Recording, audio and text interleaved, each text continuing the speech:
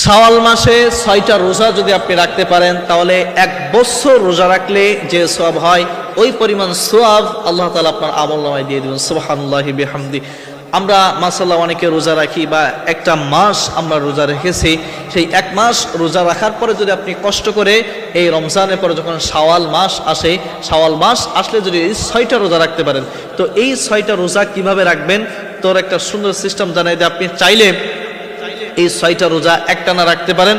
আর যদি আপনি চান যে এই পুরো মাসের ভিতরে গ্যাপ দিয়ে দিয়ে ছুটির দিনগুলো দিয়ে আমি এই ৬টা রোজা রেখে দিব, তাহলেও হবে।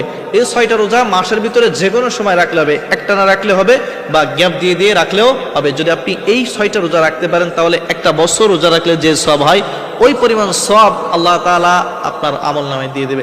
এখন আপনার মনে হতে পারে হুজুর মাত্র ৬টা রোজা রাখলে ১ বছর রোজা রাখলে যে সওয়াব হয় এই সওয়াব কেমনে পাবো? হিসাব তো মিলতেছে না। আসুন আপনাদের হিসাবও সহজভাবে দিয়ে দিই। আল্লাহ তাআলা বলেছেন যে যখন কোনো ব্যক্তি একটা ভালো কাজ করে, একটা রোজা রাখে রমজান মাসে, তাকে আমি 10 গুণ বেশি বৃদ্ধি করে দিই, ১ থেকে 10।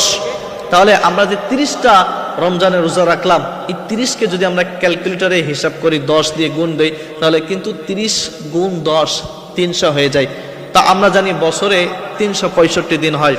তো 300 দিন যদি আপনারা এই রমজান রোজা রাখার কারণে 300 দিনের ফজিলত যদি আপনি পেয়ে যান, 300 দিন রোজা রাখার সব পেয়ে যান, থাকে মাত্র 60 দিন। তাহলে এই শাওয়াল মাসের 6টা রোজা যদি রাখেন তাহলে 6 গুণ 10 কিন্তু এই 60 দিন পূরণ হয়ে যায়। এরপরে আর থাকে মাত্র 5 দিন। 365 দিনের ভিতরে 360 দিন হয়ে গেলে আর থাকে 5 দিন। তো বছরে 5টা দিন কিন্তু রোজা রাখা হারাম।